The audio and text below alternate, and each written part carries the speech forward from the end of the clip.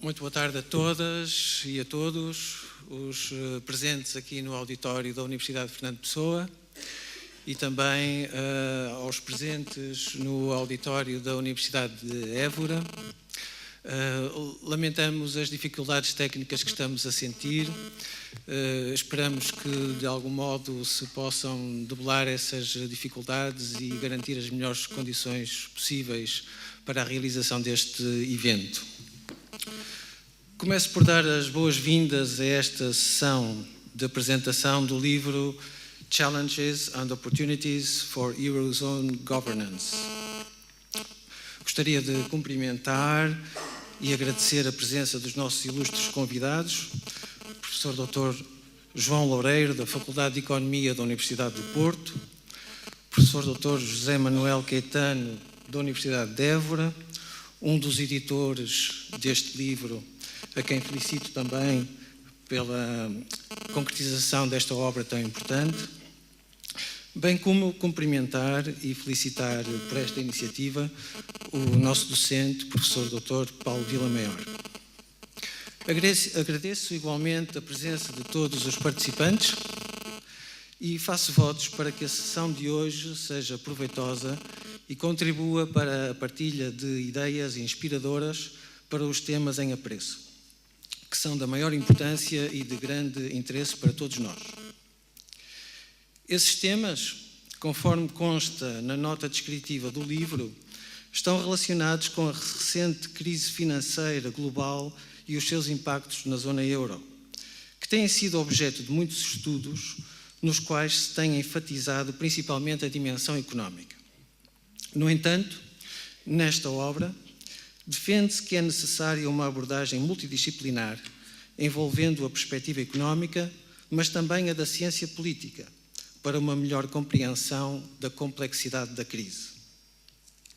Neste contexto, este livro propõe uma visão ampla e coerente das limitações do modelo de governação da zona euro, que a crise evidenciou e colocou na agenda internacional. São, por isso, tratados temas como a União Monetária Europeia, mas também é discutida a falta de liderança política efetiva nas reações da União Europeia à crise, com o consequente enfraquecimento da credibilidade e da reputação da moeda única e o facto de Estados-membros terem ficado dramaticamente expostos à lógica dos mercados financeiros globais. As fragilidades na governação da zona euro e as falhas de coordenação das reações políticas evidenciadas pela crise levaram a União Europeia a buscar formas de melhorar a sustentabilidade da zona euro. Tais alternativas são profusamente discutidas neste livro. No entanto, apesar de muitos esforços meritórios, entretanto já realizados, ainda persistem desafios decisivos para o futuro da União Europeia.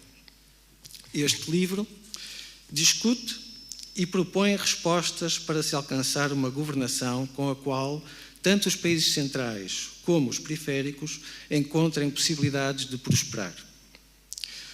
Contando com o contributo de economistas e politólogos que revisitam e refletem sobre as causas da crise e sobre os seus impactos socioeconómicos, o livro examina as últimas mudanças já ocorridas no modelo de governação da zona euro, mas apresenta também análises prospectivas de alguns marcos que ainda precisam ser alcançados. No documento da Comissão Europeia, intitulado Governação e Desenvolvimento, Governance and Development, reconhece nesse documento que, apesar de não haver uma definição internacionalmente aceita do termo governação, governance, este assumiu nos últimos anos uma enorme importância. Para a Comissão Europeia, governação refere-se às regras, processos e comportamentos através dos quais os interesses são articulados, os recursos são geridos e o poder é exercido na sociedade. Assim, na União Europeia, Governação identifica uma forma de governar baseada no equilíbrio entre o Estado, a sociedade civil e o mercado, ao nível local, nacional e internacional. Ora, a realidade exposta pela crise demonstrou que há ainda necessidade de muitos aperfeiçoamentos ao modelo de governação na União Europeia. Portanto, este tema diz respeito a todos nós e este livro constitui um contributo para o debate acerca das melhorias e aperfeiçoamentos ainda tão necessários. Renovo, portanto, os votos para que a sessão de hoje seja proveitosa e contribua para a partilha de ideias inspiradoras, tão inspiradoras quanto absolutamente necessárias. Muito obrigado e uma boa sessão de trabalho. Muito boa tarde a todos. Eu quero começar por agradecer estas palavras iniciais do professor Pedro Reis, diretor da Faculdade das Ciências Humanas e Sociais. Agradeço também a presença do professor João Loureiro, que amavelmente retribuiu este convite para falar sobre um tema que enquadra o livro que aqui estamos a apresentar, e também cumprimento o professor José Manuel Caetano, que é um dos editores da obra que está aqui a ser apresentada. Nós vamos começar por ter uma primeira intervenção do professor João Loureiro, a intervenção subordinada ao tema Governação da Zona Euro, um processo de aprendizagem. Seguir-se-á a apresentação da obra, em termos gerais, pelo professor José Manuel Caetano, e no final eu farei a apresentação de um capítulo de que sou coautor com a professora Isabel Camisão e que é sobre o equilíbrio, um novo equilíbrio institucional na zona euro após a adaptação da zona euro à crise que a afetou. Professor João Loureiro. Muito obrigado. Desde logo, muito obrigado pelo convite. Passados 5 anos, já cá tinha estado há 5 anos, passados 5 anos volto aqui à Universidade de Fernando Pessoa, também não estou muito longe, é aqui, dá para vir a pé quase. Portanto, foi, digamos, logo à primeira que aceitei o convite, que de facto me foi feito para, digamos, falar sobre o euro, falar sobre a área do euro, ligando-a, digamos, ao livro que é hoje aqui apresentado, e de facto eu decidi fazer uma breve intervenção sobre o processo de aprendizagem na governação da área do euro. E portanto é isso que tentarei fazer e atingir, digamos, a audiência de uma forma, digamos, que espero que seja entendível. Talvez o primeiro ponto que eu gostaria de referir é que, digamos, a criação do euro é uma experiência sem paralelo.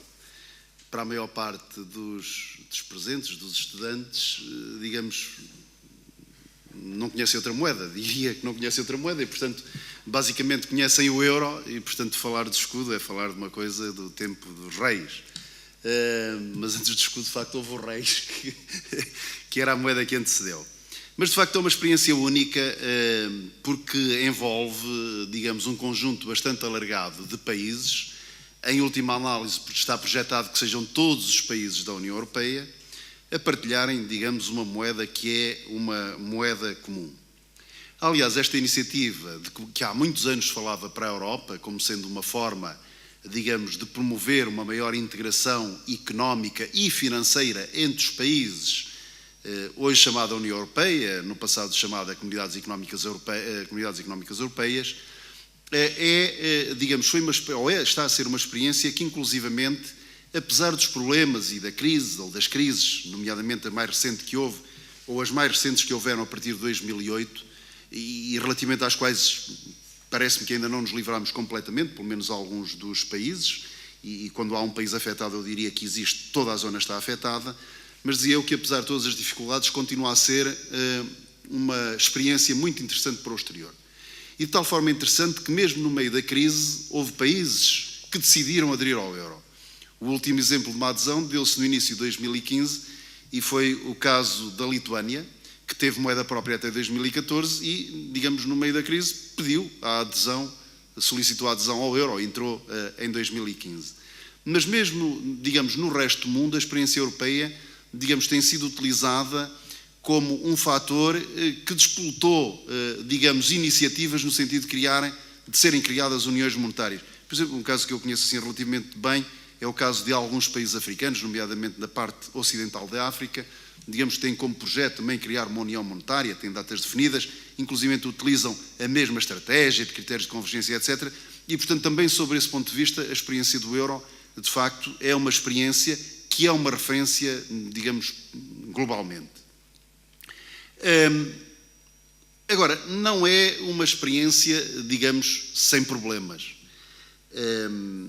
E não é uma experiência sem problemas, eu diria, fundamentalmente por duas razões. Porque, digamos, num processo destes, não se consegue antecipar exatamente tudo aquilo que pode acontecer. E não se conseguindo antecipar tudo aquilo que pode acontecer, digamos, vão-se adotando soluções à medida que os problemas que não foram antecipados, digamos, vão surgindo. Por outro lado, aquilo que aconteceu, e eu ilustrarei isto daqui a pouco, aquilo que aconteceu também é que, de facto, alguns dos problemas sabia-se que poderiam existir, mas não foram, digamos, tratados da forma mais adequada. E eu já vou começar a referir-me a eles. E começo, desde logo, por as condições de acesso ao euro. Provavelmente vocês terão já ouvido falar numa coisa antiga, que são os critérios de convergência de Maastricht.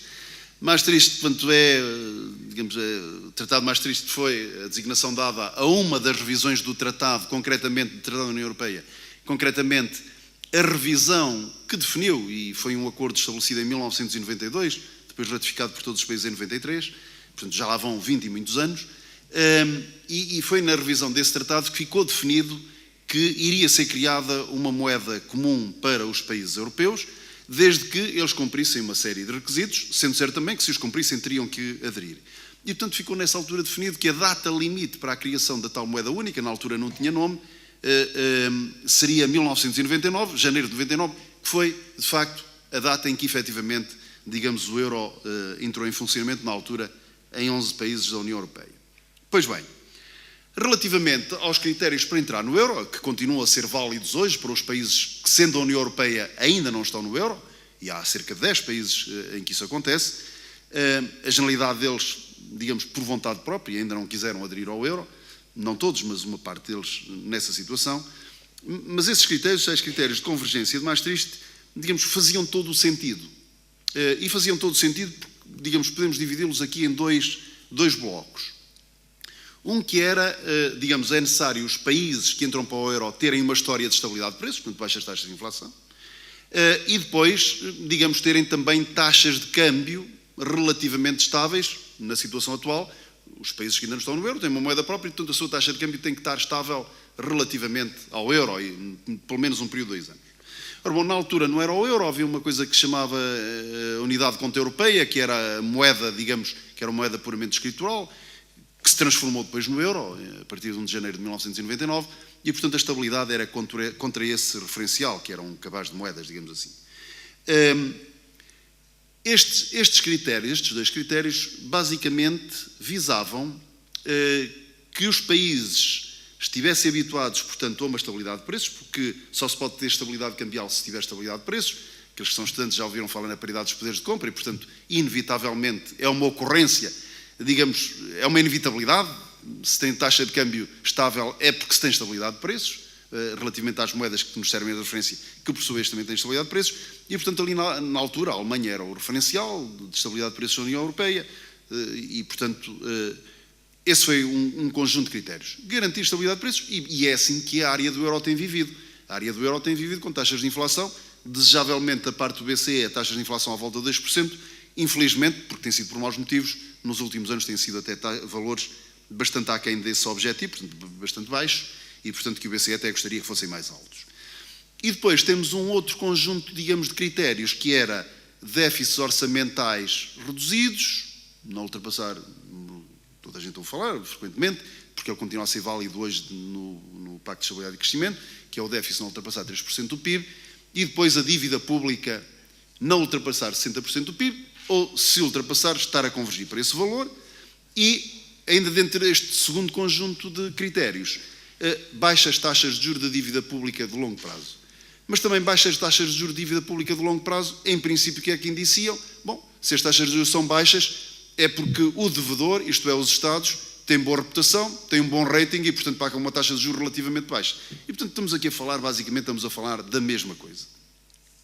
Bom, qual é o problema, digamos, e por isso eu estive aqui a relembrar, para alguns de vocês a relembrar, a enunciar o que é que são estes critérios para entrar no euro.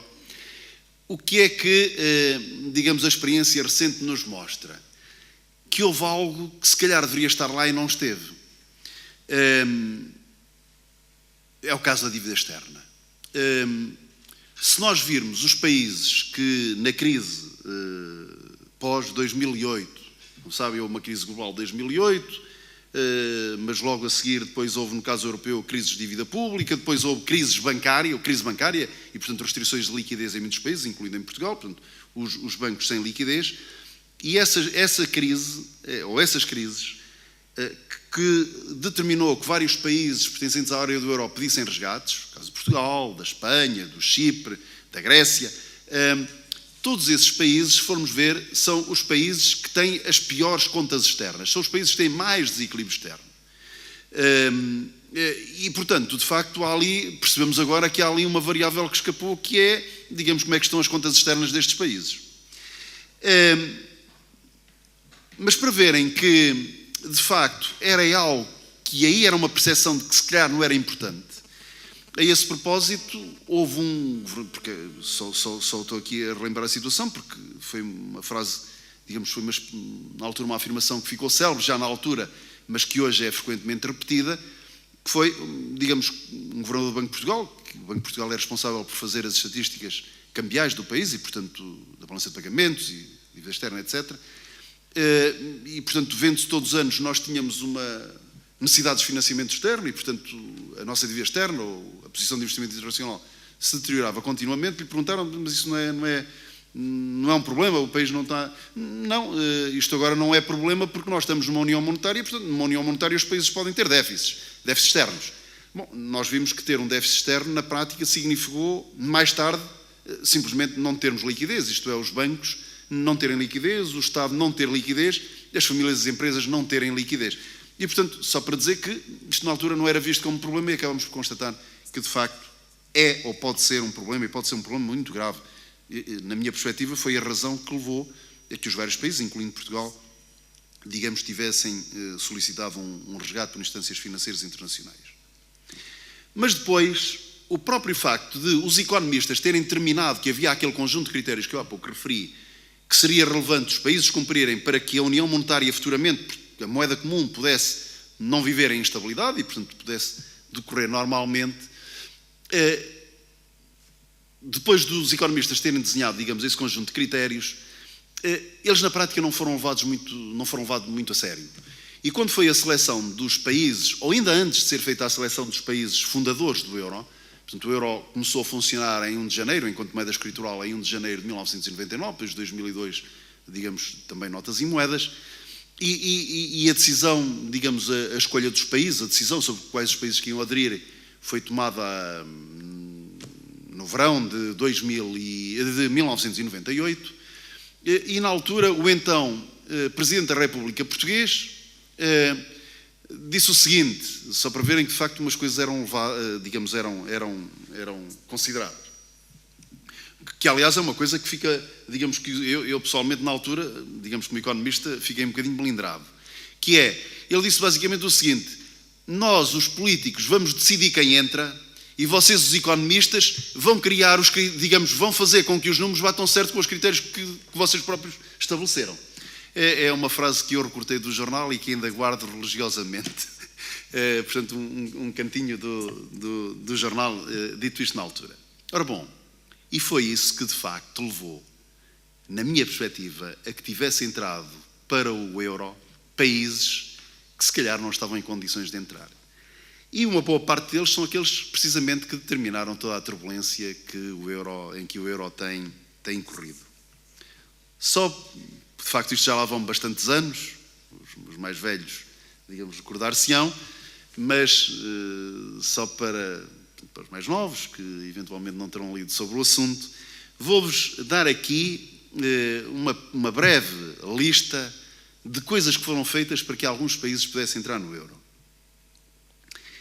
Por um lado, o critério da dívida pública, que eu acho que é tão ou mais importante que o critério do déficit orçamental, mas o critério da dívida pública dizia o seguinte: enquanto o critério do déficit dizia o déficit não pode ser superior a 3% do PIB, e logo começou alguém a dizer, nomeadamente os países do sul da Europa, 3% é como nas classificações aqui nos testes e nos exames, mas 3%, se for 3,4% ainda é 3%, arredonda para 3%, e então na altura recordo-me que veio o Ministro das Finanças alemão, que era um conservador, Theo Weigel, veio dizer que não, 3 é 3,0, 3,0, disse em alemão. Portanto,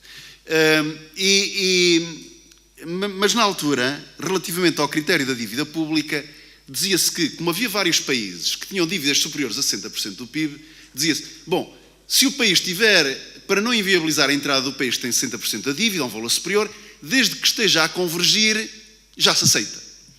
Ora bom, esta interpretação, desde que esteja a convergir, foi interpretada como se o país tiver 120% de dívida pública, se no ano em que é escolhido, em vez de 120, conseguir ter 119,8, já está a convergir.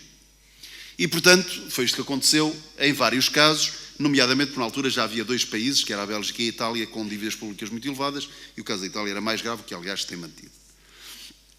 Mas depois, aquilo que aconteceu é que houve vários países que imediatamente antes de entrarem para o euro fizeram uma série de privatizações, Portugal foi um deles, para que com a receita das privatizações pudessem amortizar dívida e, portanto, fazer convergir para o tal dito valor, começar a fazer descer, não é convergir, mas a fazer descer. Um exemplo importante, a Bélgica vendeu imenso ouro para reduzir a dívida pública. A França fez algo que depois nós seguimos muito bem, passámos a seguir muito bem, que é a França foi o primeiro país a transferir fundos de pensões de empresas públicas para o orçamento do Estado num dado ano. E aquilo na altura foi entendido como sendo uma receita daquele ano. E portanto o que é que isso permitia? Cumprir o saldo orçamental e portanto que o déficit não excedesse 3% do PIB. Nós depois mais tarde viemos também a fazer isso, digamos, para cumprir o Pacto de Estabilidade e Crescimento. A Alemanha, por incrível que pareça, o guardião da estabilidade de preços, o governo alemão, em 1998, 97, 98, vendeu parte das suas reservas estratégicas de petróleo para poder reduzir o valor da dívida.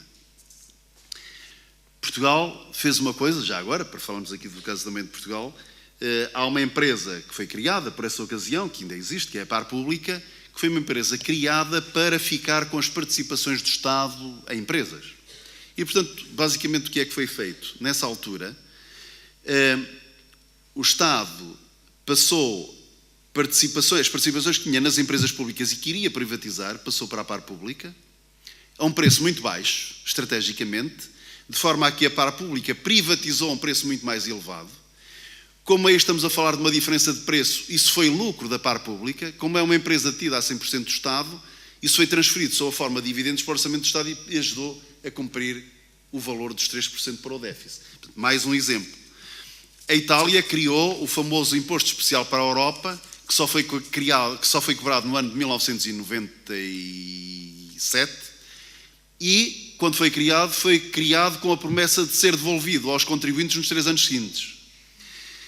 Finalmente, a Alemanha, de novo a Alemanha, por incrível que pareça, e a Alemanha, eu diria que a Alemanha, pelo exemplo que deu, por incrível que pareça, esteve muito por trás da crise que acabou por surgir, digamos, na sequência da crise de 2008, portanto, na crise do euro. O governo alemão tinha como objetivo, também para cumprir o déficit, tinha como objetivo no próprio ano de 1997, que era o ano relevante das contas públicas para decidir em 98, portanto as contas de 97 são aprovadas em 98 decidia-se com base nas contas de 97, e portanto na altura o governo alemão solicitou ao Bundesbank, portanto o Banco Central da Alemanha, que era quem tinha em sua posse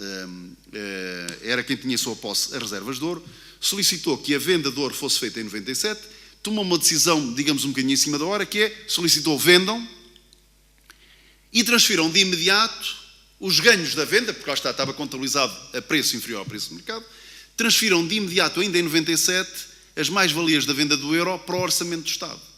Bom, isto evidentemente o Bundesbank não aceitou e disse, sim senhor, nós se nos mandam vender o euro, vendemos, mas só transferiremos os dividendos em 98, porque é, depois de apurarmos os resultados do Bundesbank, é que faremos a transferência de dividendos. Bom, mas isso não servia aos objetivos do governo alemão. Conclusão, acabou por não ser feita a venda do ouro.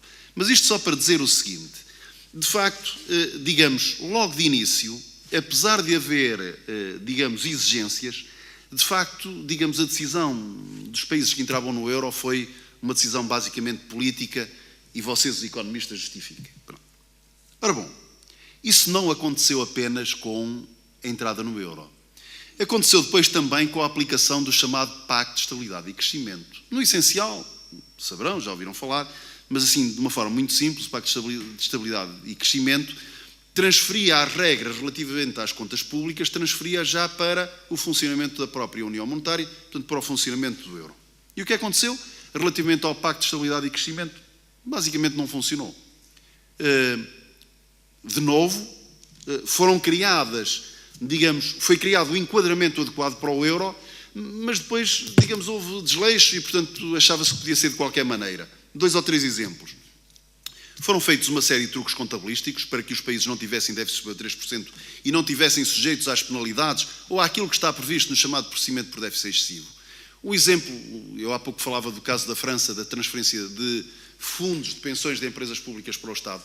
Isso foi feito em Portugal, ainda recentemente foi feito, em 2011 ou 2012, foi a última vez que foi feito, aí até com transferências de fundo de pensões dos bancos não só públicos, a Caixa já tinha sido em 2004, penso eu, 2005, portanto, recentemente houve até de bancos privados, e portanto, no fundo estamos aqui a falar de um truque, fazer de conta que está tudo bem com as contas públicas e com os saldos orçamentais. Houve uma situação, digamos, os programas de estabilidade, que é um compromisso que os governos devem assumir para as contas públicas para os próximos 3 a 4 anos, basicamente aquilo tornou-se um formalismo, agora não é assim. Eu quando olho para os programas de estabilidade de Portugal e para os compromissos assumidos por vários governos portugueses relativamente às metas, aos objetivos para o déficit, eu costumo dizer isto, eu fico com a impressão que quem preencheu aqueles quadros, aqueles são os quadros que estão standardizados, quem preencheu aqueles quadros, eu penso que foi o porteiro do Ministério das Finanças, em que lhe disseram para não preencher as palavras cruzadas e tinha que preencher, digamos, aqueles quadros de acordo com determinados, digamos, critérios. Porque, de facto, acabou por ser um mero formalismo, aquilo estava lá, mas ninguém ligava. E talvez a situação, de novo, volto à Alemanha, uma situação que foi muito grave e que, de alguma forma, ainda que tenuamente, foi criticada pelo atual governo da Merkel, da chanceler Merkel, digamos, quando houve a crise, não o disse muito explicitamente, mas foi dizendo que sempre tinha oportunidade. Houve um problema muito grave que foi, em 2002, a Alemanha teve um déficit superior ao tal limite dos 3%. E aquilo que aconteceu é que, nesses casos, há o tal, aquilo que eu referi há pouco, os procedimentos por déficit excessivos, ou seja, os países, há uma série de regras, os países são chamados a fazer correções, etc. Se não corrigirem, passa-se para o estádio seguinte. E, portanto, aquilo que aconteceu foi que, basicamente, a Alemanha, relativamente a esse déficit, não fez aquilo com que se tinha comprometido e, portanto, deveria passar para um estádio seguinte destes procedimentos. E aquilo que aconteceu foi que a Comissão Europeia, que é quem faz uma primeira avaliação e a submete ao ECOFIN, a Comissão Europeia disse que se deveria passar para uma fase seguinte, uma fase mais avançada por cima de déficits excessivos contra a Alemanha e contra a França, aqui falo do caso alemão, que é mais relevante, e aquilo que aconteceu foi que o ECOFIN não adotou as recomendações da Comissão Europeia. O que, aliás, levou a um problema institucional entre a Comissão Europeia e o ECOFIN, de tal maneira que a Comissão Europeia pôs o ECOFIN no Tribunal Europeu de Justiça. E depois houve uma decisão, 2004 ou 2005, que basicamente dizia, bom, de facto as regras não foram cumpridas, mas em última análise a palavra é uma palavra política, é uma palavra do ECOFIN. Isto para dizer o seguinte, o facto de a Alemanha não ter cumprido as regras que estavam desenhadas, acabou por criar condições para que todos os outros países subsequentemente não as criassem. Aliás, nesse ECOFIN, tínhamos nós na altura uma Ministra das Finanças, houve uma votação no ECOFIN, e a nossa Ministra das Finanças votou ao lado da Alemanha. Mas votou ao lado da Alemanha por uma razão muito simples, é que nós também estávamos com um procedimento por déficit excessivo. E, portanto, estava garantido que se votássemos com o Ministro das Finanças alemão, o Ministro das Finanças alemão votaria com o Ministro das Finanças portuguesa. E, portanto, isto para ilustrar de novo que, de facto, as regras existiam, o enquadramento existia, mas depois a sua implementação é que foi o diabo. E, portanto, esta situação, de facto, da Alemanha, digamos, acho que estragou tudo. Estragou tudo. Aquele de quem se esperava o exemplo, digamos, acabou por não surgir. Bom, o que é que isto determinou? Basicamente, esta experiência levou a casa arrombada trancas na porta. Hoje isto mudou radicalmente. Digamos, as regras, temos o semestre europeu, lá está, vamos aprendendo, o modelo de governação. Digamos, foram criadas muitas novas regras, o acompanhamento é um acompanhamento muito mais próximo e, portanto, só para dizer que fomos aprendendo com os erros. Nesse caso, não porque se não tivesse o enquadramento adequado, mas basicamente porque o enquadramento não era aplicado. Aqui não só se mudou o enquadramento, à luz da aprendizagem que foi feita, como mais ainda se passou a ser, de facto, a monitorizar de uma forma muito mais próxima ao que efetivamente não era feito no passado. Um outro exemplo de learning by doing, ou aprender de outra forma, aprender com os erros. Em 2004, houve uma mudança de governo na Grécia. E, na sequência dessa mudança de governo na Grécia, o que aliás já tinha acontecido anteriormente em Portugal, só que na Grécia o governo estava lá há mais anos, aquilo que aconteceu foi que o novo governo, uma nova cor partidária que entra no governo, diz, bom, aqui as contas públicas da Grécia, isto está tudo falsificado. Nós já tínhamos dito isso em 2001, quando saiu o governo Guterres e, portanto, entrou no tempo em que estávamos de tanga. Portanto, não sei se já ouviram que o país em 2002 estava de tanga e, portanto, foi feita uma auditoria às contas públicas por parte do Banco de Portugal. Depois, em 2005, foi quando houve uma mudança de governo, em 2005 voltou a haver mudança de governo e o novo governo que entrou também disse que as contas que não estavam corretas e houve uma nova auditoria do Banco de Portugal. Depois, na Grécia, demorou mais tempo porque o governo manteve-se mais tempo no poder, mas houve uma mudança de cor partidária no governo em 2004. E, portanto, o novo governo pediu uma auditoria, mas aí pediu ao Eurostat que fizesse essa avaliação das contas públicas da Grécia. E, basicamente, as conclusões da auditoria do Eurostat é que, digamos, nem conseguia identificar de onde é que vinham os números, quer do déficit, como é que chegou àqueles números, quer do déficit, quer da dívida pública. E, portanto, basicamente, a conclusão a que se chegou é que as contas públicas da Grécia, os números reportados à União Europeia, eram números inventados. E isso determinou uma outra mudança, é que é muito importante estes reportes serem feitos por entidades independentes, não pelos governos, mas sim pelos institutos de estatística, o que determinou que passasse a ser assim e que os governos tivessem estatutariamente que dar independência a estes órgãos estatísticos e de reporte estatístico para a União Europeia. Por outro lado, o Eurostat passou a funcionar como órgão de auditoria, se assim o entendesse, dos institutos de estatística nacionais.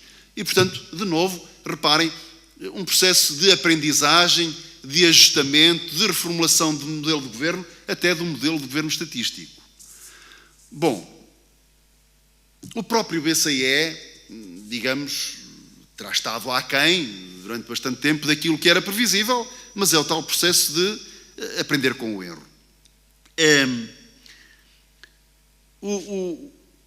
O BCE sempre aceitou a dívida pública de todos os países do euro. É certo que a dívida pública dos países do euro tinha um rating, portanto, uma notação atribuída por agências que são aceitas internacionalmente, e o BCE, digamos, sempre assentou o seu juízo sobre se deveria aceitar como garantia, como colateral de dívida pública, avaliações feitas por agências externas e não por decisão própria, portanto, por decisão do próprio Banco Central Europeu. O que, aliás, digamos, chegou a ser bastante criticado, nomeadamente porque, no fundo, se esses títulos de dívida dos países que tinham dívidas muito elevadas com risco de aumento é aceito pelo próprio Banco Central, digamos, basicamente isso é uma garantia que as taxas de juros da dívida desses países é muito baixa. E, portanto, em última análise, o mercado não consegue distinguir entre países de mais ou menor risco, porque no fundo há sempre uma última entidade que é capaz, que aceita a dívida pública e, portanto, considera como sendo uma dívida boa. Se é uma dívida boa, evidentemente, é uma pescadinha de rabo na boca, ou seja, o rating é bom, o Banco Central aceita, se o Banco Central aceita é porque é bom, o rating é bom e, portanto, não saímos disto. E as taxas de juros são boas para todos, isto é, são baixas para todos, independentemente do tipo de país em causa. Mais adiante, o BCE passou a fazer os chamados haircuts, isto é, sim senhor, eu empresto a um banco comercial 100, mas tenho que me depositar aqui 150, já era tarde. Porque quando começou a fazer haircuts, foi precisamente quando surgiu a crise de dívida pública e a crise de liquidez em alguns destes países do Sul. E, portanto, o que é que o BCE teve que fazer? Bom, até os próprios haircuts eliminou e, inclusivamente, começou a aceitar, títulos com rating que já não eram rating de investimento, o exemplo mais óbvio, o exemplo de Portugal, da Grécia, etc. Bom, e veio a crise de 2008, global, mas logo a seguir vem em 2010, final de 2009, início de 2010, depois, por esta altura, em 2010, portanto celebram-se agora 9 anos, no dia 1 de maio, penso eu, que a Grécia pediu formalmente ajuda financeira internacional. E, portanto, aí, digamos, estava em cima da mesa uma crise financeira de países, de Estados, que logo a seguir o próprio Estado português estava numa situação desse tipo, logo a seguir veio o Estado português e, portanto, em particular estes dois, portanto, tivemos a crise de dívida pública. É que sucedeu uma crise financeira, que são coisas um bocadinho distintas. Crise financeira no sentido que afetou toda a economia, ou melhor, crise bancária. Em que sentido? No sentido em que os próprios bancos portugueses deixaram de ter capacidade de se financiar, digamos, no mercado monetário do euro e no mercado obrigacionista do euro, deixaram de ser capazes de emitir obrigações, portanto, endividar-se a mais longo prazo, e deixaram de se financiar no mercado monetário, portanto, junto de outros bancos. E, portanto, tivemos a crise de dívida pública e também uma crise de liquidez e uma crise bancária, esta última não provocada pela crise de dívida pública, mas provocada, de facto, pelo elevado endividamento dos bancos portugueses, que, em última análise, era endividamento de todos nós, particulares, Estado e empresas. Basicamente, aquilo que acontece é, nós íamos comprar o nosso automóvel produzido na Alemanha, íamos comprar um stand português, estava lá uma instituição financeira de crédito pertencente a um banco português, que nos concedia crédito que era obtido como? Bom, era obtido pelo banco português num banco alemão.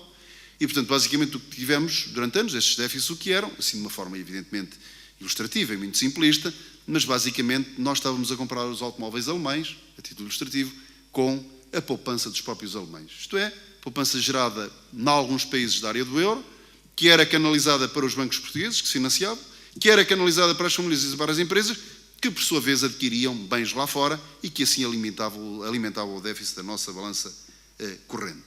Ora bom, na sequência desta crise, o que é que aconteceu? Basicamente, e de novo, a alteração do modelo de governo, constatou-se a importância de haver uma união bancária, que uma união monetária, digamos isto para aligerar e para acelerar, porque o tempo vai passando, aquilo que aconteceu foi que se percebeu que numa união monetária tem que haver uma união bancária também. E a união bancária, digamos, com 3 vertentes. Um mecanismo único de supervisão, ou seja, no fundo, a supervisão dos bancos de todos os países ser feita por uma entidade central, única, que é aquilo que acontece para os bancos sistémicos desde novembro de 2014. Em Portugal eram 4, agora são 3. Passar a haver um mecanismo único de resolução, ou seja, quando os bancos estão em dificuldades, digamos, como é que se lhe faz face, com que tipo de financiamento, e, portanto, passar a haver uma entidade, não ser um fundo de resolução nacional, mas um fundo de resolução supranacional, para o qual contribuem todos os bancos comerciais de toda a área do euro, e, finalmente, um fundo, e esse aí, digamos, começou há poucos anos, ainda tem pouco dinheiro, os contributos ainda são contributos de poucos anos, 2 ou 3 anos, e depois um fundo único de garantia de depósitos, ou seja, não haver um fundo nacional para garantir os depósitos, aquela garantia que nós temos de 100 mil euros por depositante, mas ser um fundo também supranacional, para o qual também contribuem todos os bancos, e se houver um problema com algum, ou seja, o financiamento, ou a transferência, o ressarcimento, digamos assim, dos depositantes, ser feito não por uma entidade local, mas por uma entidade supranacional. E este aqui, de facto, ainda nada está feito relativamente a isto. Mas só para dizer que, de novo, face, digamos, a uma crise, vieram novas respostas. Em cima daquelas que tínhamos para problemas orçamentais, etc., temos agora aqui para temas bancários. Mas as coisas mudaram também muito noutro aspecto. E continuando a falar do tema financeiro. Quando a Grécia começou a ter problemas, digamos, começou a ser vista como uma maçã podre no meio do cesto e que, portanto, poderia ali, digamos, ter problemas. Mas pensava-se que, tirando-se aquela maçã do cesto, todas as outras estavam boas. E começou-se a levantar muito a hipótese de haver uma saída do euro da Grécia. Empurrado, neste caso, empurrado pela própria Alemanha, países mais do centro da Europa, que a Grécia devia sair do euro. De novo, aprendeu-se que não pode ser, ou seja, uma vez estando um país no euro, digamos, não pode ser mandado para fora do euro. E porque ali o risco, e isso foi refletido em muitos indicadores, está refletido em muitos indicadores de alguns países e outros para o conjunto da área do euro. Um indicador para o conjunto da área do euro é ver o que aconteceu à taxa de câmbio na sequência, taxa de câmbio do euro contra outras moedas na sequência. Por exemplo, vejam a taxa de câmbio do euro contra o franco suíço. O que aconteceu na sequência desta crise relativa à possibilidade da Grécia sair do euro. Aquilo que aconteceu é basicamente toda a gente começou a pensar que se sai um, logo a seguir sai outro e ao desmantelamento integral da União Monetária. E, portanto, a partir de determinada altura, nomeadamente como veio o atual governo Syriza, portanto em 2014, penso eu, para a Grécia, aí já passou a ser as autoridades locais, o governo a dizer que iriam sair do euro, e aí começou toda a gente a dizer não pode ser, porque também aí se começou a perceber que de facto tinha sido, digamos, exagerado aquela visão inicial de que vamos expulsar um, vamos dar o exemplo, mandar aqui embora a maçã podre. Porquê? Porque se percebeu também a conexão, a integração que existe depois de haver uma união monetária entre o sistema bancário de todos os países. E, portanto, digamos, as coisas foram mudando. E mudaram a outro nível. Mudaram porque passou a ser feito de algo que não estava pensado, que de início foi muito criticado, mas que acabámos posteriormente por perceber que foi absolutamente decisivo para que o euro continue a existir. Que foi aquela famosa frase, um discurso do Mário Draghi, portanto o presidente do BCE, em 2012, e a frase é: "The ECB is ready to do whatever it takes to preserve the euro. And believe me, it will be enough." Ou seja, basicamente, aquilo que era o objetivo fundamental do Banco Central Europeu, que era garantir a estabilidade de preços, passou a ser, adicionalmente, garantir que o euro não iria terminar, pelo menos no imediato. Pelo menos no imediato. E, portanto, também aqui, digamos, a visão que havia sobre o próprio Banco Central, deve-se preocupar apenas com a estabilidade de preço, etc., digamos, ganhou uma nova dimensão. Para concluir, é mais ou menos meia hora, portanto acho que estou mais ou menos. Depois poderei, se houver uma questão, poderei avançar mais um bocadinho. Temos finalmente, digamos, este processo de criação do euro e de funcionamento do euro terminado? Não.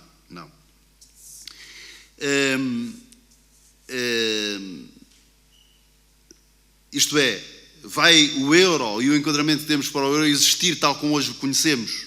Não. Seguramente que não. Uma coisa é certa. O euro irá existir, e este é um dos problemas do euro, irá existir enquanto todos os países, individualmente, cada país da área do euro, ao avaliar o custo e o benefício de estar na União, o benefício for superior ao custo. E isto porquê? E este é um dos problemas de uma união monetária.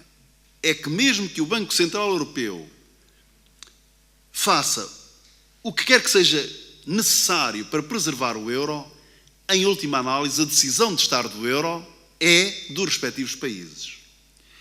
E este é talvez o grande problema, nomeadamente quando nós vemos alguns movimentos, para além daquele que eu referi da Grécia em 2014, sabe-se aquilo que aconteceu imediatamente antes e logo após as eleições na Itália, em que de facto o euro passou de novo por um período de alguma turbulência, entretanto as coisas acalmaram, porque os italianos perceberam, as autoridades italianas perceberam que eram, pelo menos na altura, e continuam a ser, maiores os custos da saída do euro do que a manutenção do euro, mas de novo foi levantada a questão da eventual saída do euro por parte da Grécia, se determinado tipo de condições não fossem aceites. E, portanto, isto só para dizer que nós viveremos, porque estamos numa união monetária, digamos, constituída por países que para todos os efeitos têm autonomia política, têm uma identidade própria, e num processo de grande mudança, basta ver aquilo que está a acontecer em vários países, então eu diria em generalidade dos países, o próprio surgimento de novos partidos políticos, os partidos políticos tradicionais, digamos, a terem, em muitos casos, uma importância, digamos, alguns deles que tiveram muita importância no passado, simplesmente a sua importância a desaparecer. Todo este tipo de novas movimentações, novas formas de comunicação, tudo isso, digamos, nada garante que o euro do futuro vai ser igual ao euro do presente. Eu diria que será igual ao euro do presente, com contínuos ajustamentos, do género daqueles que nós temos vindo a observar, digamos, com contínuas melhorias, mas fundamentalmente, enquanto os países que lá estiverem, todos e cada um individualmente, considerarem que são mais as vantagens de lá estar do que aquelas que são de sair. E os problemas não são poucos. Um deles é aquilo que fez o Banco Central Europeu, que outros também terão feito, mas o Banco Central Europeu, digamos, em maior escala e com diferentes visões, podemos falar aqui de diferentes países, relativamente, digamos, à política monetária. As taxas de juros, conforme sabem, as taxas de juros estão em níveis muito baixos. Nunca tivemos níveis de taxas de juros tão baixa e, portanto, a questão que se coloca é se é possível manter estes níveis de taxa de juros e, mais ainda, o que é que pode fazer a autoridade monetária na presença, se ocorrer uma nova crise. Basicamente, aquilo que acontece é que o Banco Central Europeu tem feito o trabalho dele, eu diria, mas tem ido para além daquilo que é o trabalho dele. Isto é, tem feito também, em grande parte, aquilo que poderia ter sido evitado se os governos se entendessem acerca daquilo que deve ser a forma de funcionamento da União Monetária. E a política monetária não pode continuar a ser aquilo que é, por uma razão muito simples, ou seja, taxas de juros negativas, nominais, nulas e eventualmente até negativas, em alguns casos, por exemplo, entre bancos, significa na prática, com taxas de inflação, apesar de serem baixas, mas significa na prática taxas de juros reais muito baixas.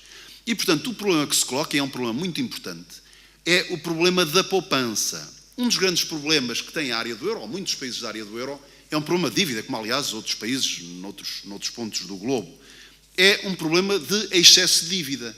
E aquilo que tem sido feito, basicamente, é, digamos, têm sido levadas a cabo políticas que têm alimentado essa situação. Com o nível de taxas de juros que hoje temos, basicamente não há qualquer incentivo à poupança. Fundamentalmente, há desincentivo à poupança e incentivo ao endividamento. E, portanto, isto não é sustentável. Aliás, por exemplo, aquilo que é a situação da generalidade dos fundos de pensões, digamos, que têm compromissos para com os pensionistas e os futuros pensionistas, digamos, esses fundos de pensões e as contribuições que são pagas, digamos, com base em determinado tipo de pressupostos, não só sobre a longevidade das pessoas, mas também sobre o próprio retorno das aplicações que daí resultam. E aquilo que acontece é que, basicamente, estamos com, digamos, este tipo de instituições, com fundos multimilionários para gerir, de facto, com retornos que são absolutamente miseráveis e que podem pôr em causa no futuro aquilo que é o pagamento das pensões. E lá está, em última análise, os eleitores têm sempre direito a escolher quem é que os governa. E, portanto, de facto, eu acho que estamos aqui um bocadinho num certo dilema.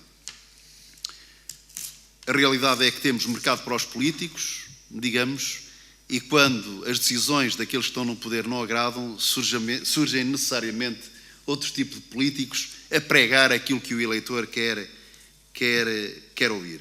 Eu diria que o euro acho que pode ser uma coisa muito boa, mas que tem que ser tratado com muito cuidado, não só através destes sucessivos ajustamentos que o seu enquadramento, a sua forma de funcionamento tem que ter, mas também, portanto, adaptando o modelo de governo às novas circunstâncias, mas também, digamos, é absolutamente fundamental que se gere um outro tipo de entendimento entre os Estados-membros ou potenciais membros que, de facto, infelizmente, não tem sido observado.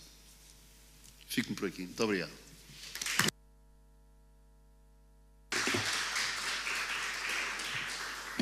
Muito obrigado, professor João Loureiro, por esta visão interessante sobre a capacidade de adaptação da governação da zona euro. Agora, sem mais demoras, vou passar a palavra ao professor José Manuel Caetano para fazer a apresentação do livro.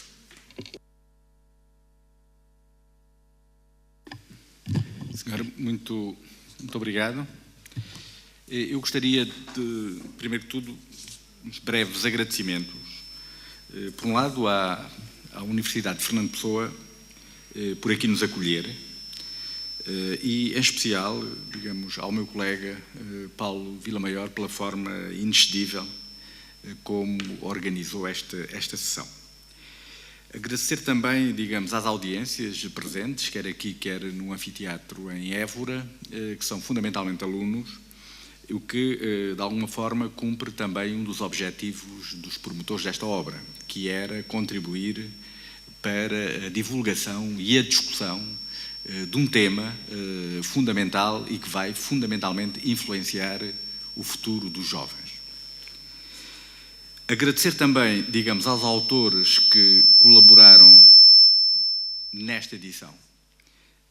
Desse ponto de vista, foi também um projeto exemplar.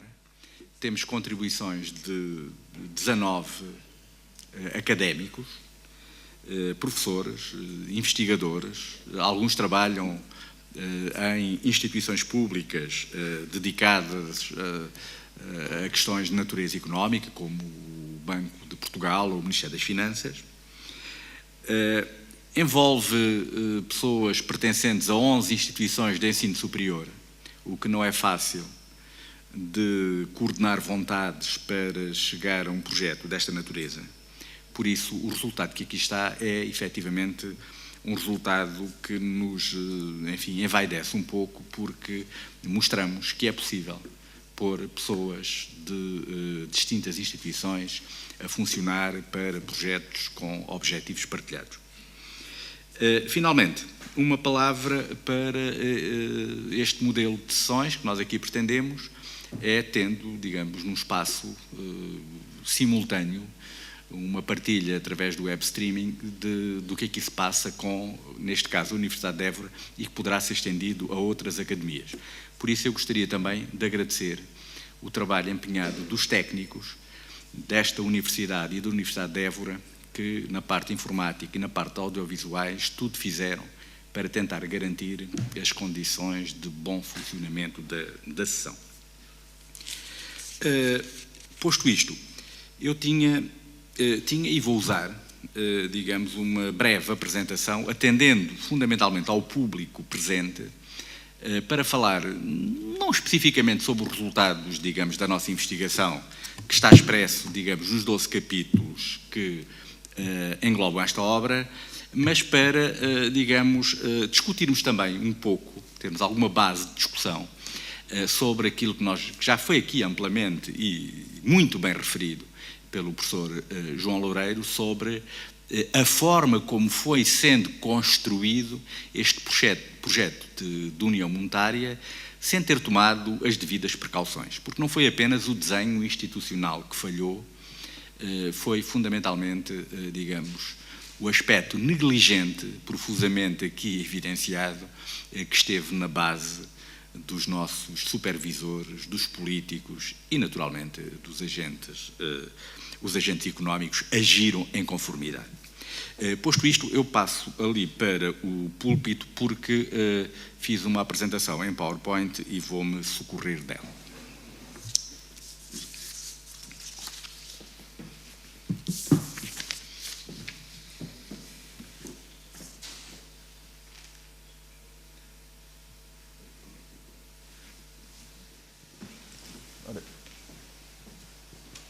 Creio que sim. Pronto, então, muito rapidamente, digamos, o contexto e os objetivos que tínhamos para este livro prendem-se efetivamente com os impactos que a crise financeira teve sobre a zona euro. Ou seja, no fundo, os 12 capítulos constituem este núcleo. As abordagens são perspectivas distintas, quer do ponto de vista de economistas, de ciência política, de relações internacionais, porque os problemas que aqui confluem com a existência e a gestão de uma moeda única transborda para lá dos problemas especificamente monetários e financeiros. Grande parte do quadro teórico subjacente às intervenções dos vários capítulos radicam naquele que foi pioneiro do ponto de vista económico, da literatura económica, sobre as condições de sucesso que devem ser criadas para que uma união monetária funcione. O professor Robert Mundell canadiano e que creio que em 1989 ganhou o Prémio Nobel da Economia exatamente pelo trabalho pioneiro que teve sobre a questão das zonas monetárias ótimas, desenvolveu profundo trabalho em que ele, no fundo, assegurava, reconhecia que tipo de condições deveriam existir para que os países pudessem prescindir do uso de moeda própria e adotar uma moeda única. E o que nós fazemos é confrontar um pouco, revisitar o quadro teórico de Mundell à luz daquilo que foi definido pelo Tratado de Maastricht e que, de forma tão profunda, a crise económica pós-2007 pôs em evidência.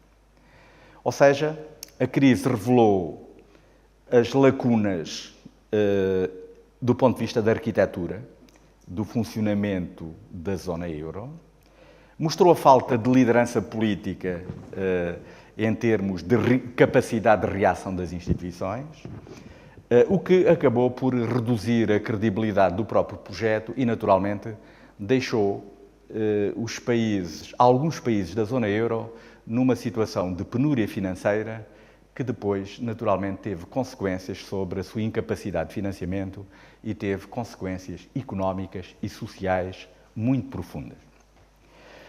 A crise foi, então, digamos, um momento crucial para refletir sobre a questão do euro. O livro equaciona e propõe soluções.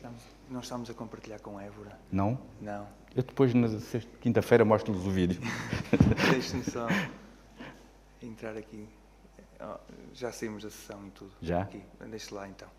Peço desculpa. Senão vai. Já sei da sessão. Tinha que entrar na sessão outra vez. Ok. Ou seja, lá não veem, não? Lá não vão ver. Estão a ver só a imagem gravada, não está a compartilhar a mesma tela. Estão a ver a imagem da câmara. Pronto. O som ouve-se, não é? É o que importa. Pronto, ok. Ou seja, o livro procura equacionar e propor algumas soluções para tornar, digamos, a governança mais viável. Dizer que, a partir de 2012, as próprias instituições europeias começaram a refletir e a tomar medidas. Inclusivamente, houve organizações, o Banco Central Europeu é o caso, e eu creio que o professor Paulo Villamaior vai falar sobre isso, ultrapassou em grande parte os limites institucionais e estatutários que tinha definido no sentido de salvar o euro, e nós neste momento estamos efetivamente a meio da ponte. E há decisões que têm que ser tomadas e são decisões naturalmente de natureza política, porque o futuro do projeto não está garantido caso possa existir uma nova crise do ponto de vista financeiro. O que significa que são efetivamente os efeitos socioeconómicos que nos devem preocupar, porque uma moeda, qualquer que ela seja, por si só, não cria riqueza. E eu creio que a moeda é como, digamos, uma régua de borracha. Nós medimos como queremos, o que significa que não podemos andar constantemente a alterar as bases de medição. E eu creio que integrar ou sair de um projeto significa exatamente isso. Ele só pode criar valor se der uma estabilidade ao comportamento dos agentes que permita uma boa afetação dos recursos. Ora, digamos, temos aqui a apresentação dos 12 capítulos, não vou falar muito sobre isso.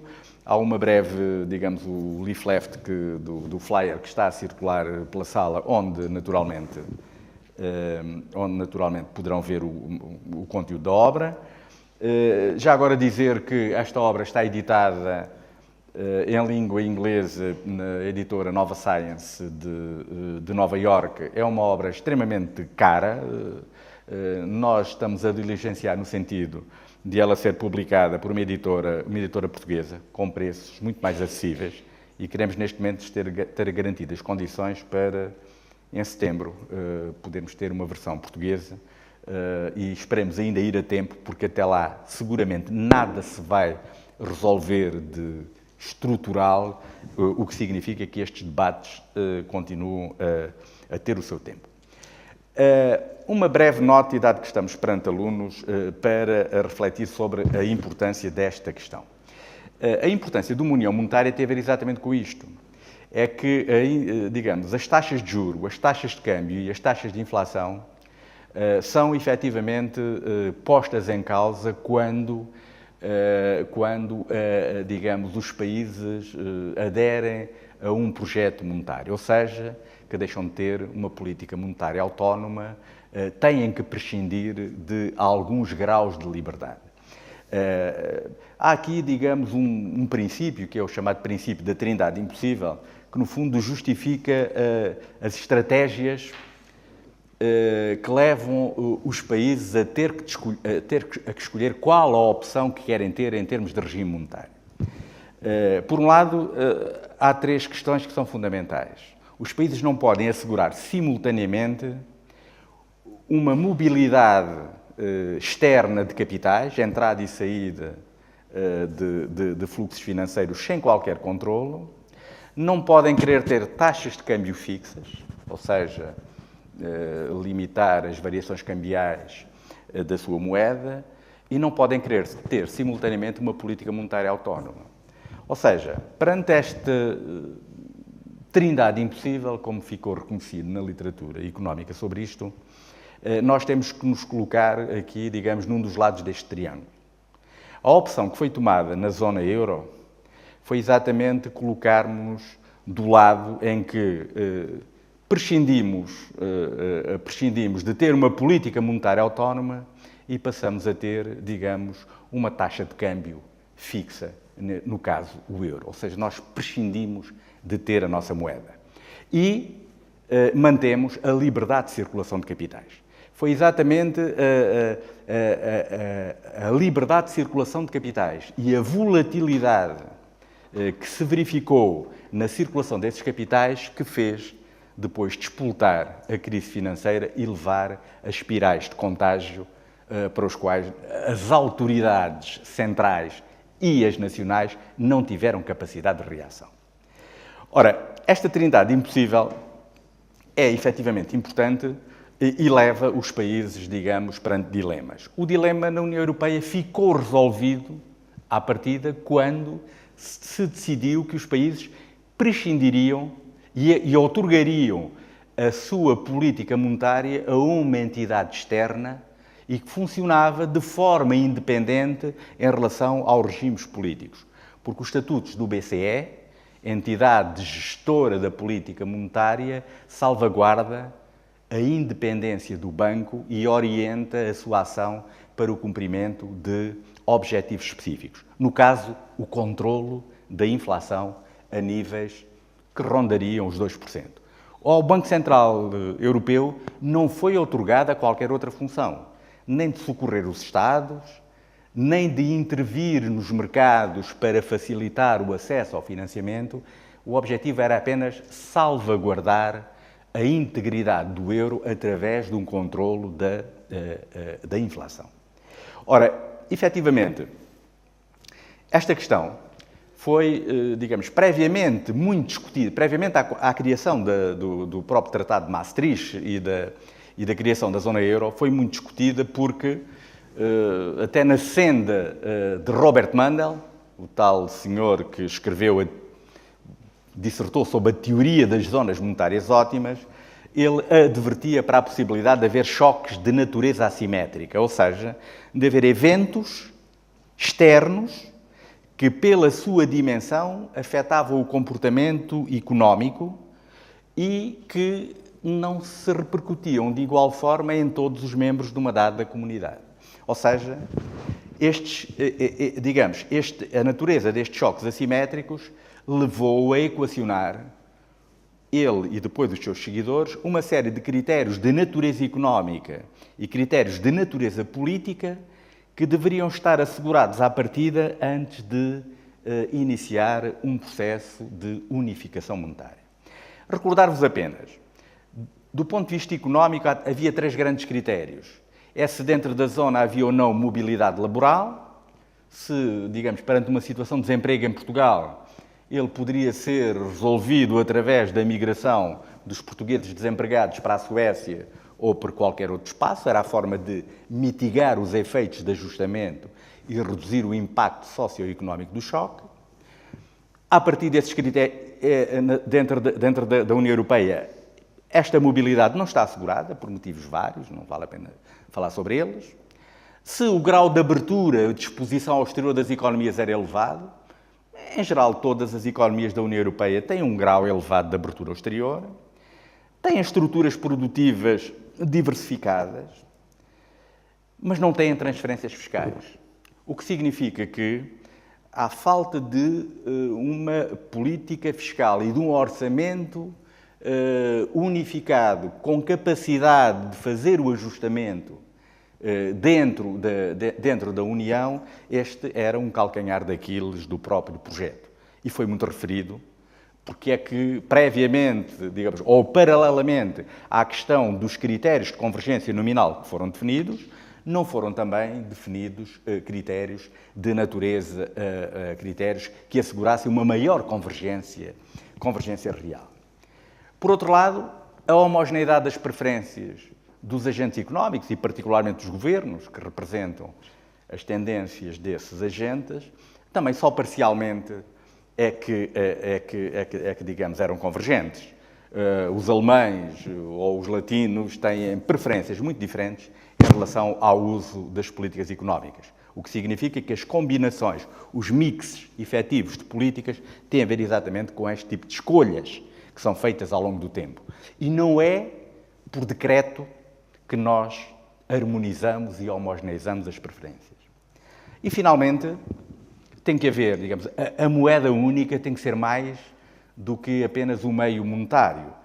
Digamos, é um destino comum. Tem que haver alguma solidariedade dentro do projeto. Ora, as apreensões em relação a isto, se já existiam à partida, elas foram efetivamente agravadas durante a crise. A oposição que neste momento existe entre as opiniões públicas dos países do centro e dos periféricos tornou-se muito mais fraturante. Ora, perante estas questões, há também uma segunda trindade impossível.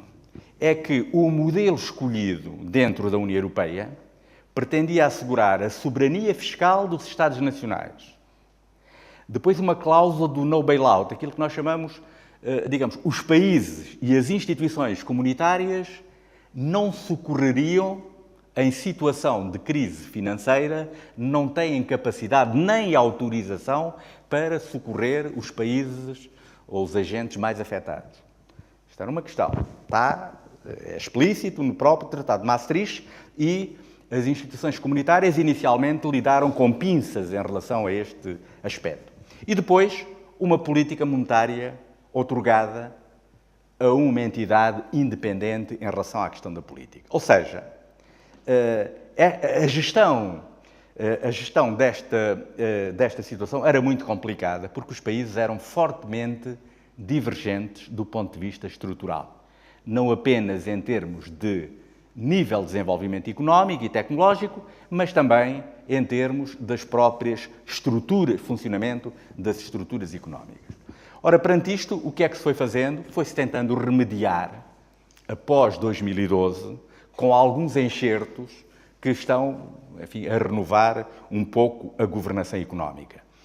Criando a possibilidade de poder haver um financiamento de dívida pública à escala da zona euro, chamados eurobonds, criando um Fundo Europeu de Estabilização e, posteriormente, um Mecanismo Europeu de Estabilização, tentando, no fundo, aligeirar, digamos, o impacto da soberania fiscal da hipótese de não poder socorrer os países em maior dificuldade. Foram criadas, digamos, o exercício da soberania fiscal cada vez mais limitado, com sanções, com restrições, com o Pacto de Estabilidade e Crescimento, posteriormente com o Semestre Europeu, com o Six-Pack, o Two-Pack e tudo mais, toda aquela panóplia burocrático-administrativa que leva os países, cada um decide o que quer e a União monitoriza e controla, que muitas vezes não funciona, naturalmente. E, por outro lado, através de uma atuação cada vez mais agressiva também da autoridade da política monetária, do BCE, através dos programas do quantitative e do qualitative easing. Ou seja, foi-se remendando quanto se podia em relação a esta trindade impossível. Mas os factos estavam aí. E eu agora apresento-vos muito rapidamente, de forma telegráfica, vejam, a convergência forte das taxas de juro das obrigações da dívida pública até 1999, exatamente o início deste projeto, um prazo de cerca de 10 anos de relativa estabilidade e de convergência das taxas, e depois, digamos, aquele disparar, em que as taxas da Grécia, de Portugal, inclusivamente, que chegaram a rondar os 15% taxas de financiamento dos bonds a 10 anos, e alguns países com valores extremamente baixos. O caso da Alemanha, que chegou a ter taxas de financiamento negativas. Ou seja, o que é que deflagrou esta situação e que deixou países maniatados de política monetária, de política cambial e também muito limitados em relação à sua capacidade orçamental. Claro que as dívidas públicas subiram em quase todos os países, num primeiro momento, mas subiram muito mais nos países considerados periféricos. Entrem, podem vir cá mais para a frente, temos espaço. Se eles se acomodam, não? Estes são novos. Vejam, por exemplo, a dívida pública da Grécia, da Itália, que já era elevada e que persiste, de Portugal, de Irlanda, que foi esporádico num momento muito particular para ajudar a salvar os grandes, digamos, as entidades de crédito. Depois, os impactos que isto começa a ter sobre a economia real, sobre o PIB. Vejam, se usarmos aqui, no início da crise, no momento zero, calcularmos um índice 100 para a taxa o valor do PIB em cada país, e depois, ao longo dos sucessivos trimestres, vejam as divergências que foram ocorrendo. Num primeiro momento, todos decrescem, mas enquanto que, ao fim de 4 trimestres, há países, os fora da Europa, o Japão, os Estados Unidos, o próprio Reino Unido, fora da zona euro, começam a crescer, inclusivamente a Alemanha, que estava dentro da zona euro, para os países mais afetados, a inversão do ciclo só se verifica 20 trimestres depois. Ou seja, depois dos impactos económicos terem dilapidado grande parte da riqueza produzida, com consequências sociais tremendas. Olhando apenas para os países da zona euro mais afetados, o caso da Irlanda, que tem uma crise momentânea, mas que reage muito rapidamente, tem mecanismos de flexibilização dos mercados muito maiores do que têm os países mediterrâneos, e vejam como o caso da Grécia permanece. Em 2017, a Grécia teria perdido o correspondente a 30% da riqueza que tinha em 2007. É uma década mais que perdida, é uma década afundada. E, naturalmente, isto reflete-se em questões como o desemprego. Vejam, médias calculadas para países, e aqui não há países do Norte e do Sul, há países dentro ou de fora da zona euro. A zona euro atuou como um travão à recuperação. É exatamente a imagem crua que daqui se retira. O que significa que aquela ideia que há pouco falámos, no fundo são sempre os Estados a decidir em função dos custos e dos benefícios, tem a ver exatamente com a capacidade de resposta de uma solução, que é a União Monetária, a problemas de ajustamento real que se põem ao nível das economias. Ou seja, este diferencial em termos de evolução do desemprego é tremendo e mostrava em 2012 que o projeto era insustentável, não apenas do ponto de vista financeiro, mas do ponto de vista social. O crescimento dos populismos e tudo aquilo que derivou tem a ver exatamente com questões muito objetivas com que fomos efetivamente convocados a tomar esta realidade. Eu tenho aqui alguns elementos que não vos vou apresentar, estão num dos capítulos do livro, é apenas um aperitivo, mas para vos dizer que os países que menos convergiram em relação o que é estes critérios da OCA, é os critérios que os países tinham ou não para cumprir, digamos, as condições da zona monetária ótima. E verifica-se exatamente que os países que não tinham esses critérios à partida e que não convergiram durante a primeira fase foram os mais afetados em termos das variáveis macroeconómicas. Como se vê aqui neste caso, em termos do déficit orçamental, vejam, este bloco de países, os mais afetados e aqueles que tiveram, a Itália e a Espanha não tiveram, digamos, programas de intervenção. A Espanha teve, acabou por ter, embora não muito, digamos, divulgado para não causar alarmismo nas opiniões públicas, mas foram efetivamente os mais afetados, com a Grécia, naturalmente, à cabeça. A questão do saldo da balança corrente, não é? Em que, digamos, continua a haver ali um bloco de países extremamente afetados e que, efetivamente, não tiveram capacidade de convergência e de ajustamento. A posição do investimento internacional, que também já aqui foi referido, que é efetivamente muito relevante, digamos, a quebra de financiamento externo e as taxas de desemprego. Claro, isto são valores médios, Portugal ali até já está com uma taxa, enfim, de desemprego em termos médios de cerca de 10%, mas Portugal chegou a ter uma taxa de desemprego de cerca de 17%, 18%. O que para a nossa economia foi efetivamente uma tragédia e que é particularmente visível na exclusão dos jovens da entrada do mercado de trabalho, no acesso ao mercado de trabalho e que naturalmente o risco, a população em risco de pobreza aumentou de forma exponencial e não aumentou mais porque muitos acabaram por sair, aqueles que agora se querem atrair, não é? Com o chamado cheque de retorno. Ou seja, tudo isto está em discussão porque houve um modelo que claramente falhou nas respostas que não conseguiu dar à crise. No último capítulo da nossa obra, nós cenarizamos aquilo que pode vir a ser o futuro. O futuro, efetivamente, não está garantido. Há envolventes externas e envolventes internas que vão condicionar. Se nós, efetivamente, queremos aproximar as condições de funcionamento da zona euro daquilo que são as condições ótimas, temos que, efetivamente, integrar. Temos que colocar, efetivamente, a questão da integração fiscal e da integração política em cima da mesa. Alguma coisa tem que ser feito. Digamos, os remendos que foram dados rapidamente caem no esquecimento e perdem relevância à medida que os sinais da crise se vão evaporando. É preciso ir mais profundo.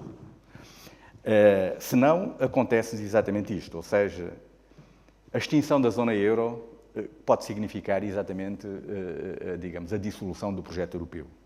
Para ir, digamos, em sentido contrário, nós temos que, efetivamente, e os políticos têm que tomar este tipo de decisão.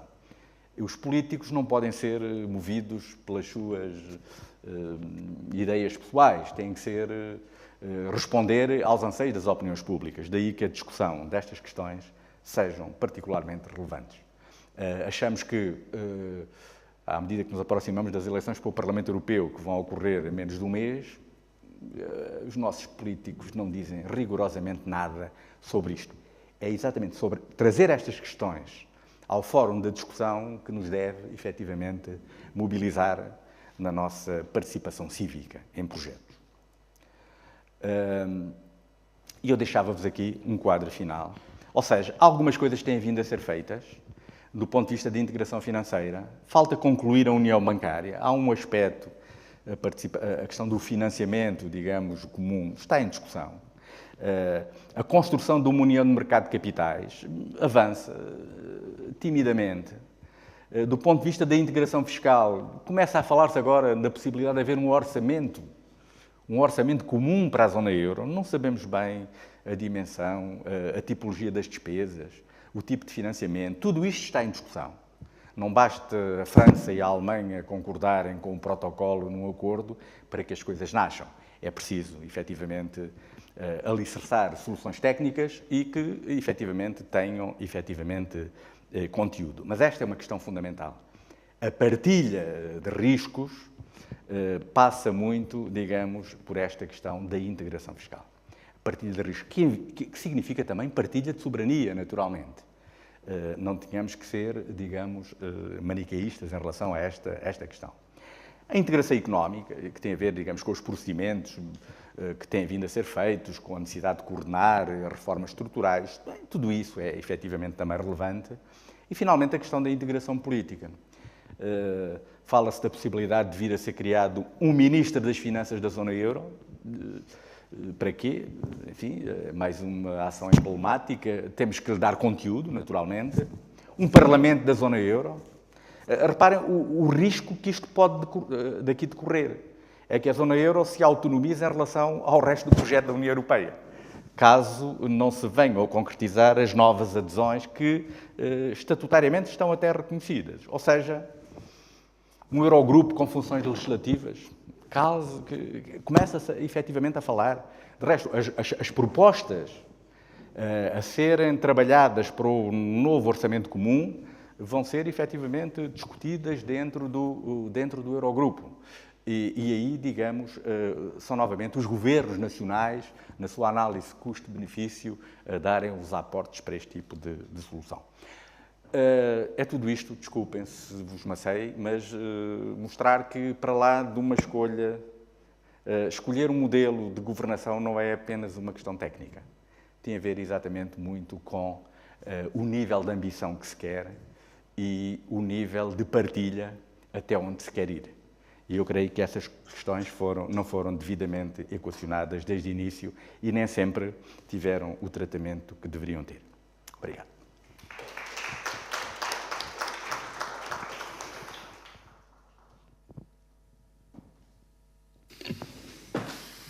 Depois desta intervenção do professor José Manuel Caetano, para terminar esta sessão, eu vou apresentar brevemente, porque já vamos com algum tempo nesta sessão, já depois dela ter começado com atraso, eu vou tentar ser o mais breve possível e apresentar as ideias principais de um capítulo de que sou coautor com a professora Isabel Camisão, da Faculdade de Letras da Universidade de Coimbra, e é por essa razão que eu vou utilizar a primeira pessoa do plural. Não me vou referir a eu, mas a nós. Podia ser um plural majestático, mas não é. É um plural mesmo, porque este é um capítulo que é um contributo de 2 autores.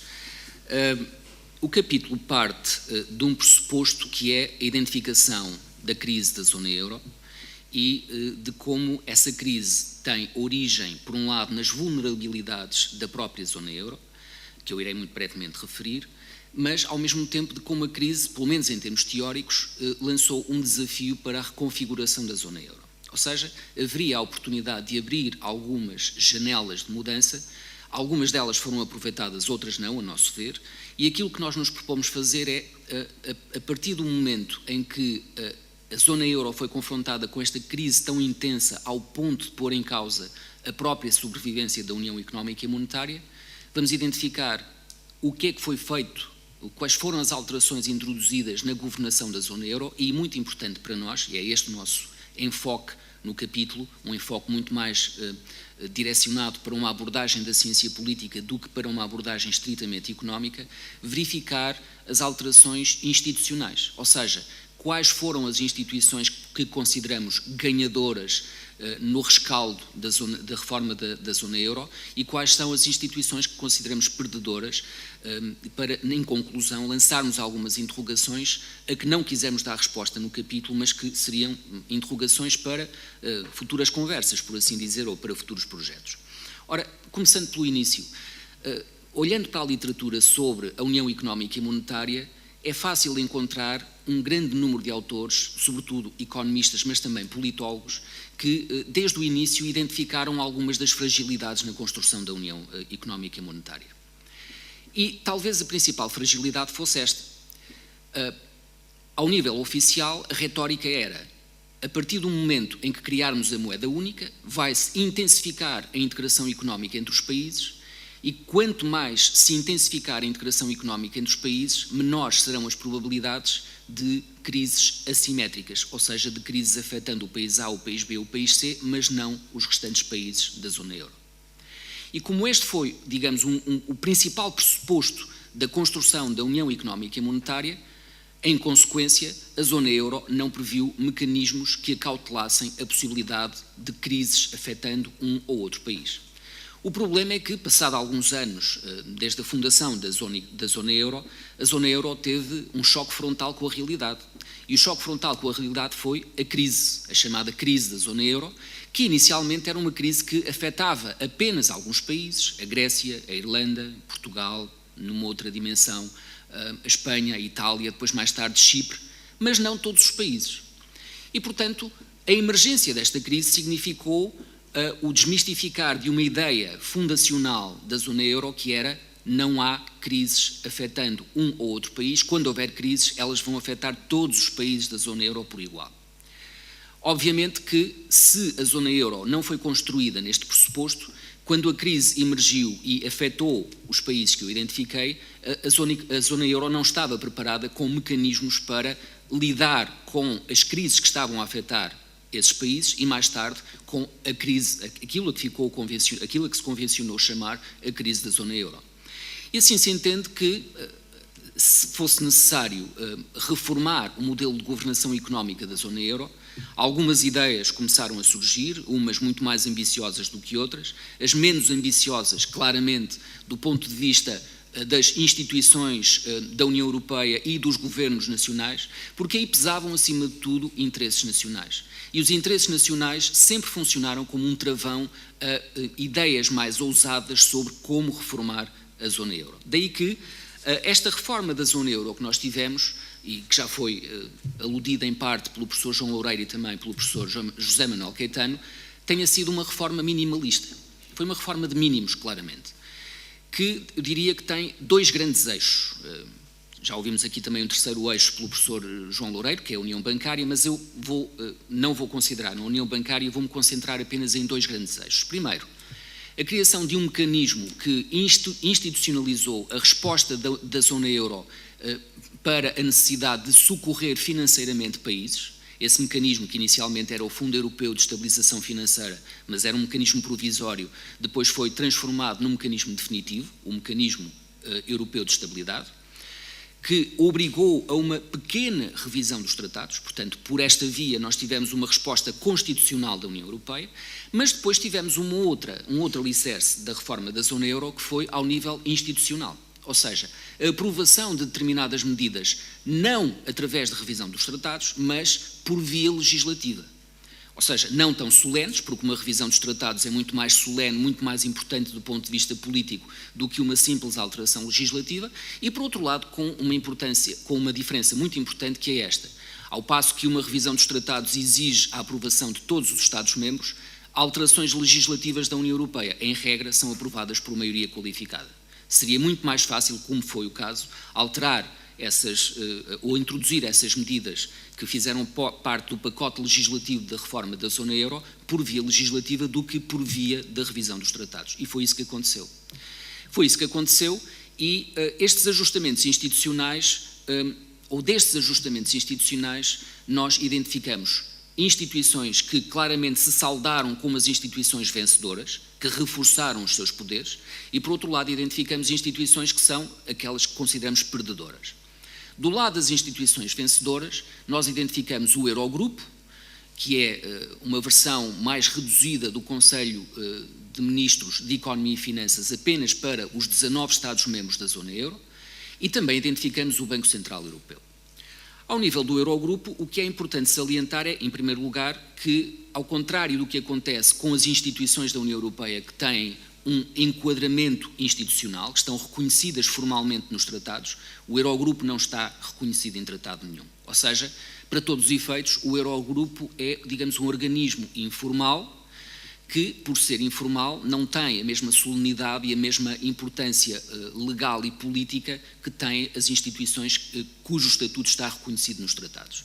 Segundo, também temos de reconhecer que o Eurogrupo, onde têm lugar ministros das Finanças dos 19 Estados-membros da zona euro, é claramente um organismo, ou se quisermos, uma dependência de uma instituição da União Europeia chamada Conselho de Ministros, onde os interesses nacionais são acautelados. E isto tem importância na medida em que, sendo o Eurogrupo uma das instituições que sai claramente vencedoras no rescaldo da reforma da zona euro, isto tem consequências para a cartografia da União Europeia quando nós olhamos para a natureza da União Europeia. E aqui claramente confluem duas hipóteses que são contraditórias. Ou uma União Europeia mais supranacional ou uma União Europeia mais intergovernamental. Ora, sendo o Eurogrupo uma instituição, entre aspas, que representa interesses nacionais, claramente o que se verifica aqui, pela via do reforço dos poderes do Eurogrupo, é também o reforço da vocação intergovernamental da União Europeia. Por outro lado, temos, e em contrapartida com esta tendência, temos o reforço dos poderes do Banco Central Europeu, que, a nosso ver, do ponto de vista qualitativo, acaba por se sobrepor ao reforço dos poderes do Eurogrupo. O professor João Loureiro já aqui referiu, quer do ponto de vista da política monetária, quer do ponto de vista do programa de aquisição de aquisição de dívida pública dos Estados-membros, do programa Outright Monetary Transactions, pelas duas vias, o Banco Central Europeu afirmou claramente a sua posição como instituição política, quando até ao momento era considerada sobretudo uma instituição, digamos, tecnocrática. Ora, é importante também reconhecer que esta afirmação do Banco Central Europeu tornou-se possível, em grande medida, pelo menos é esta a nossa visão, pela inércia das instituições políticas, nomeadamente o Conselho Europeu e o Conselho ECOFIN, e a sua versão mais reduzida, que é o Eurogrupo, porque a prevalência dos interesses nacionais fez com que, muitas vezes, decisões mais ambiciosas para o futuro da zona euro fossem travadas pela prevalência de determinados interesses nacionais, nomeadamente quando os interesses nacionais criavam um travão para uma decisão. Ora, durante muito tempo, a crise da zona euro foi-se arrastando à custa desta inércia das instituições políticas, nomeadamente do Conselho Europeu e do Conselho ECOFIN/Eurogrupo. Ora, foi um pouco à custa desta inércia que o Banco Central Europeu, a certa altura, emergiu. E o ponto de partida foi aquela famosa frase do presidente do Banco Central Europeu, Mário Draghi, em 26 de julho de 2012, em Londres, quando disse: o Banco Central Europeu fará tudo o que for necessário para salvar a zona euro e, acreditem, será suficiente. E no dia seguinte, interrogado por um jornalista, o que é que ele queria dizer com aquela frase, ele disse: se for preciso, o Banco Central Europeu vai começar a comprar dívida pública aos Estados-membros. Ora, havia um obstáculo, todavia. É que, do ponto de vista constitucional, o professor José Manuel Caetano há pouco disse-o, existe uma cláusula que impede o Banco Central Europeu de financiar as autoridades nacionais. É a cláusula do no bailout. É proibido, estritamente proibido, o Banco Central Europeu comprar dívida pública no mercado primário. Mas a única proibição que está escrita nos tratados diz respeito ao mercado primário da dívida pública. Nada é dito relativamente ao mercado secundário. E esta foi a válvula de escape encontrada pelo Banco Central Europeu para criar um programa, o programa de compra de dívida pública dos Estados-membros, mas não no mercado primário, porque isso está constitucionalmente proibido pelas regras do Tratado da União Europeia, mas sim no mercado secundário. Ora, há quem diga, grande parte da literatura reconhece-o, este foi o momento da viragem na crise da zona euro. Foi o momento da viragem, em primeiro lugar, porque a partir do momento em que o Banco Central Europeu informou que estaria disponível para comprar dívida pública dos Estados-membros, o primeiro efeito positivo foi os mercados e os próprios países terem uma garantia de que muito dificilmente aconteceriam casos de default, de incumprimento da dívida pública, como esteve para acontecer, por exemplo, no caso da Grécia. Em segundo lugar, outro efeito virtuoso deste anúncio de Mário Draghi e da criação do programa Outright Monetary Transactions foi o alívio das taxas de juro, que eram um fardo insuportável para determinados Estados-membros mais periféricos e que eram mais afetados pelo problema da crise da dívida soberana, que era, temos de o reconhecer, uma componente muito importante da crise da zona euro. E, em terceiro lugar, isto também constituiu uma oportunidade para as autoridades nacionais equacionarem o futuro de uma outra forma, porque saberiam que se em algum momento se vissem afetadas por graves problemas de gestão da sua dívida pública, o Banco Central Europeu socorrê-las-ia através da compra de dívida pública no mercado secundário. Há quem considere que este foi um momento de inversão da crise, ou seja, passámos de um momento de progressivo afundamento e deterioração da crise para um momento de recuperação e há quem diga que foi nesse momento, foi com esse discurso e com a posterior criação do programa Outright Monetary Transactions que conseguimos dar a volta à crise e conseguimos começar a recuperar dessa crise que foi tão devastadora sob o ponto de vista do bem-estar para determinados Estados-membros da União Europeia. É claro que isto coloca algumas questões. Coloca-nos algumas questões sobre a posição do Banco Central Europeu. A nosso ver, conforme eu disse há pouco, é verdade que o Eurogrupo foi uma das instituições vencedoras deste novo equilíbrio institucional, a par com o Banco Central Europeu, mas do ponto de vista qualitativo nós damos mais ênfase à posição do Banco Central Europeu. E consideramos que o Banco Central Europeu, a partir desse momento, passou a ser a instituição central da governação da zona euro. Ao ponto de, por exemplo, em determinados episódios importantes ainda durante a crise da zona euro, tenha sido o Banco Central Europeu a impor condições ao Conselho Europeu. Isso aconteceu a propósito do perdão parcial de dívida pública à Grécia, aconteceu a propósito da criação do Pacto Orçamental, que endureceu ainda mais as regras orçamentais da zona euro, e aconteceu ainda a propósito do resgate a Chipre. Foi o Banco Central Europeu, que até ao momento era considerada apenas uma instituição tecnocrática, a impor as suas condições a uma instituição tão poderosa como é o caso do Conselho Europeu.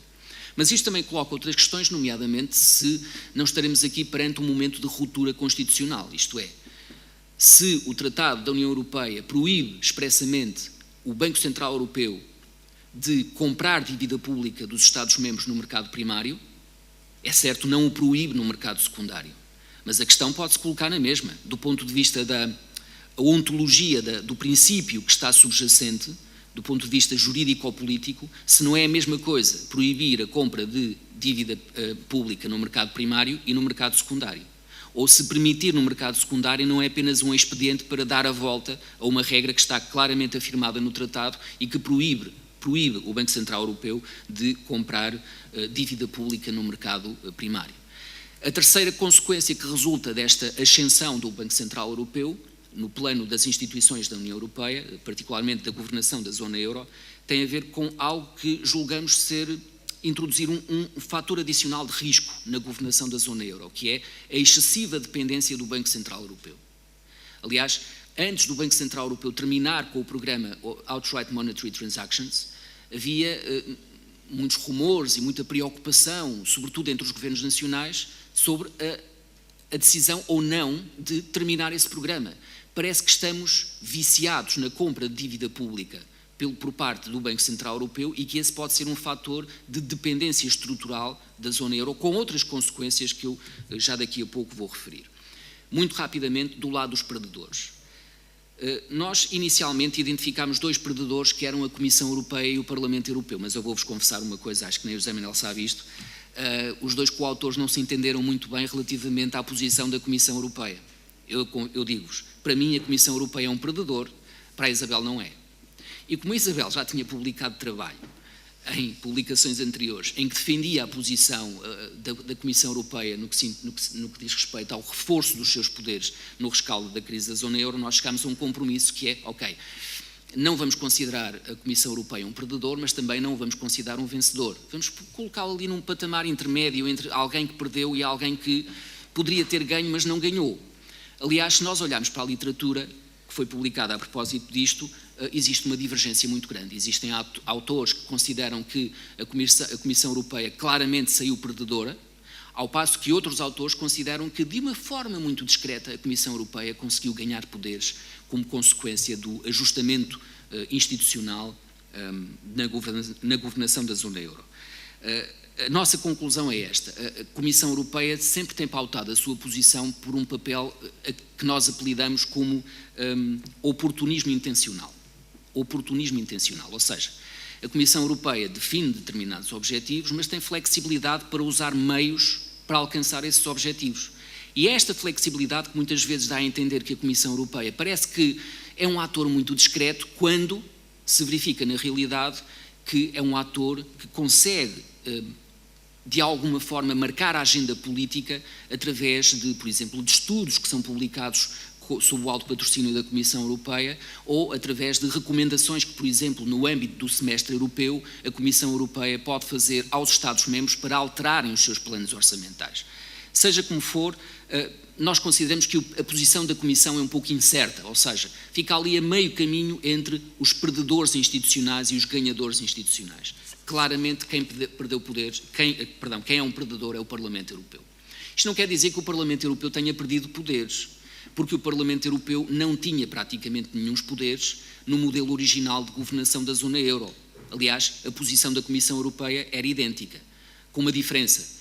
Quando nós olhamos ao modelo original de governação da zona euro, a Comissão Europeia tinha um papel secundário. Tinha alguns poderes, mas pouco mais que insignificantes, que não possibilitavam identificar o exercício de uma influência real por parte da Comissão Europeia. Em contrapartida, o Parlamento Europeu estava ausente da governação da zona euro. Portanto, a posição é esta. Se o Parlamento Europeu continua a não ter grande influência na governação da zona euro, é porque não perdeu poderes. Se não perdeu poderes, não podemos considerar perdedor. Essa seria uma ótica, eu diria, cínica de abordar o assunto.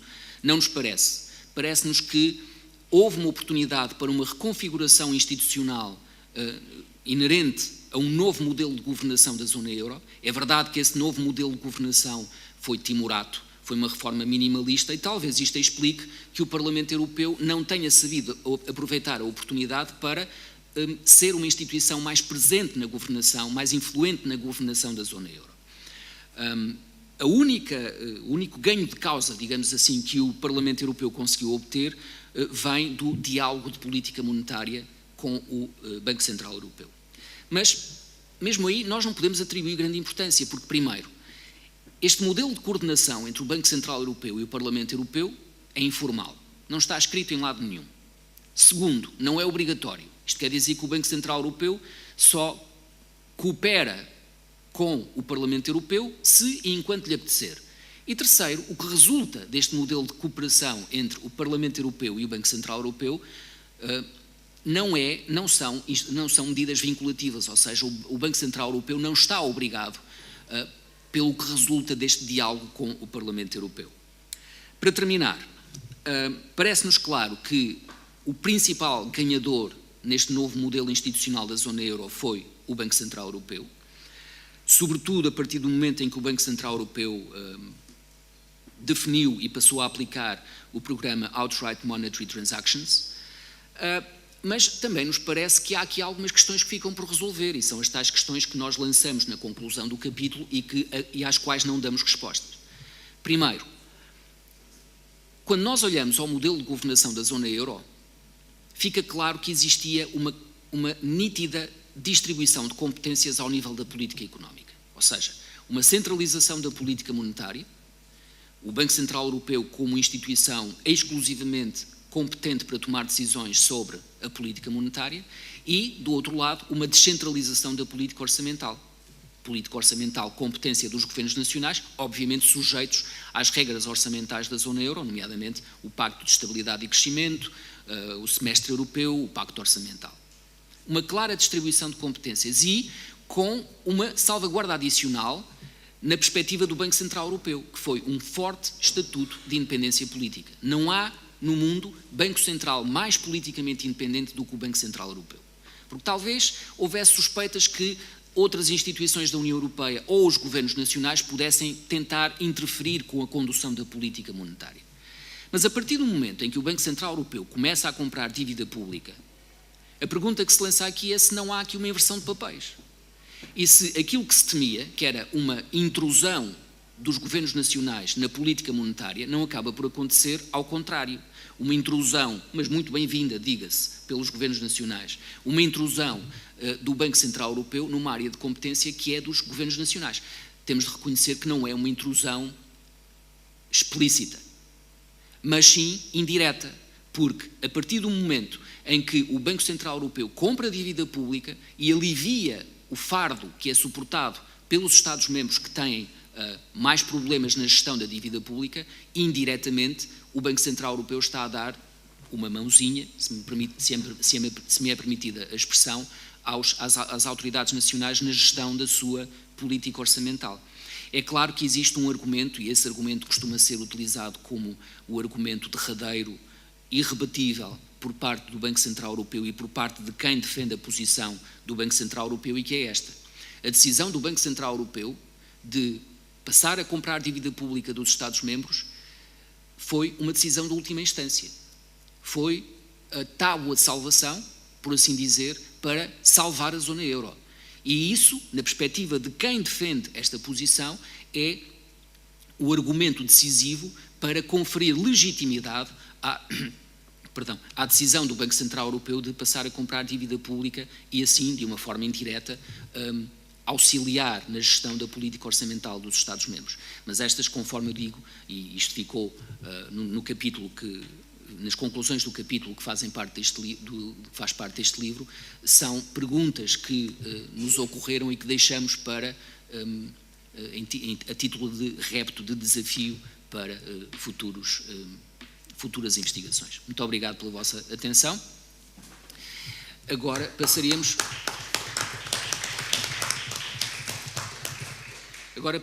à parte do debate.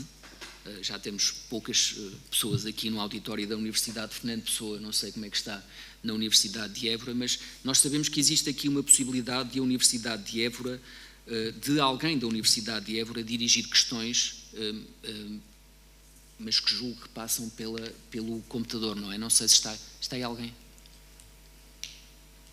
Enquanto isso não é possível, se calhar eu dava aqui a palavra a quem estivesse interessado, alguém que esteja dirigir questões ao professor João Loureiro, ao professor José Manuel Caetano ou a mim mesmo.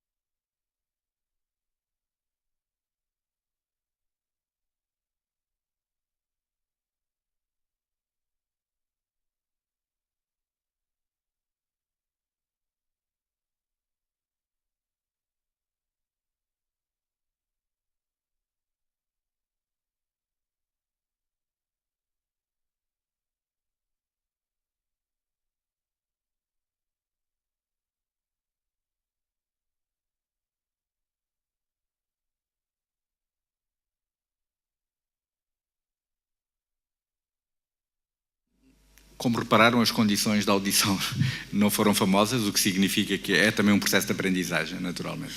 Não tivemos a oportunidade de testar todas as variantes, nomeadamente o som de lá e a repercussão que tinha aqui no auditório.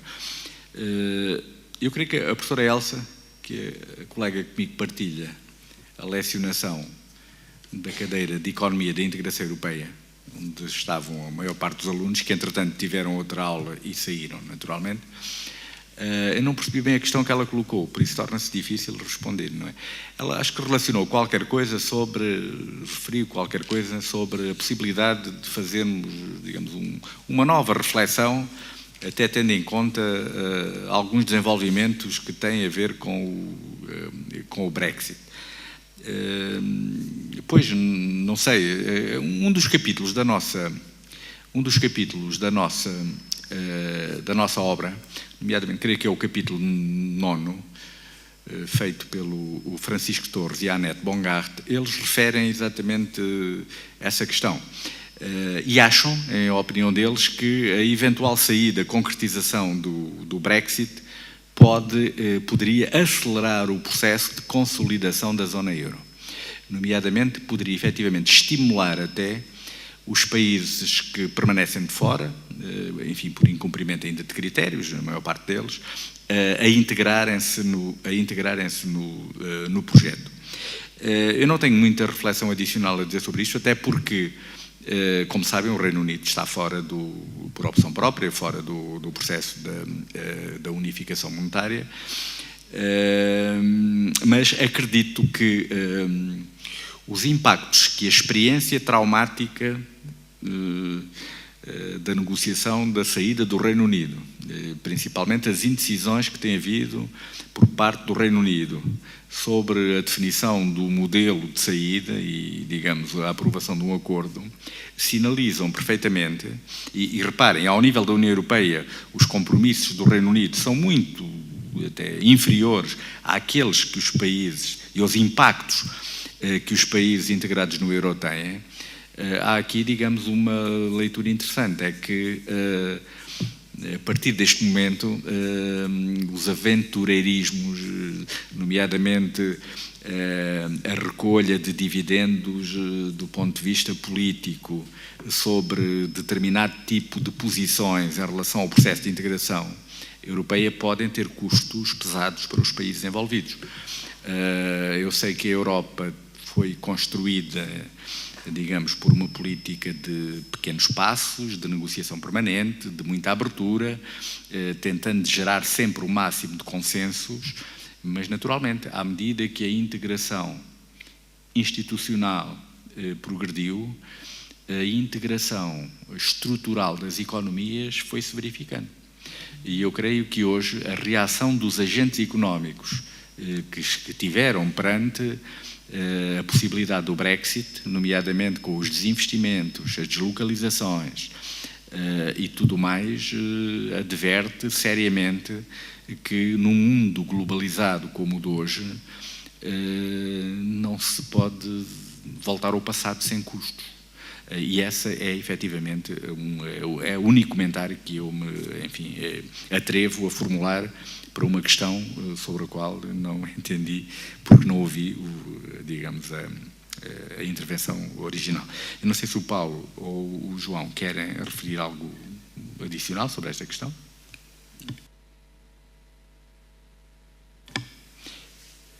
Não havendo, eu não sou moderador, mas se alguém quiser colocar mais alguma questão, nós ultrapassamos, digamos, o período previsto para a questão, mas sintam-se à vontade, naturalmente, para colocar as questões que entenderem, naturalmente.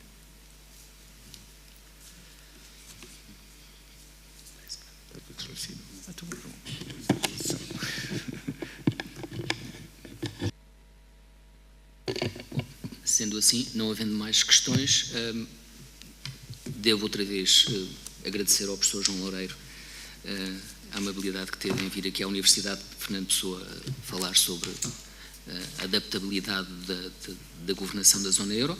Também agradeço ao professor José Manuel Caetano e às pessoas que estiveram em Évora, nomeadamente ao professor Miguel Rocha de Sousa, despedindo-nos de Évora e agora também de todas as pessoas que estiveram aqui presentes no auditório da Universidade de Fernando Pessoa. Muito obrigado pelo vosso interesse e pela vossa presença. Boa tarde.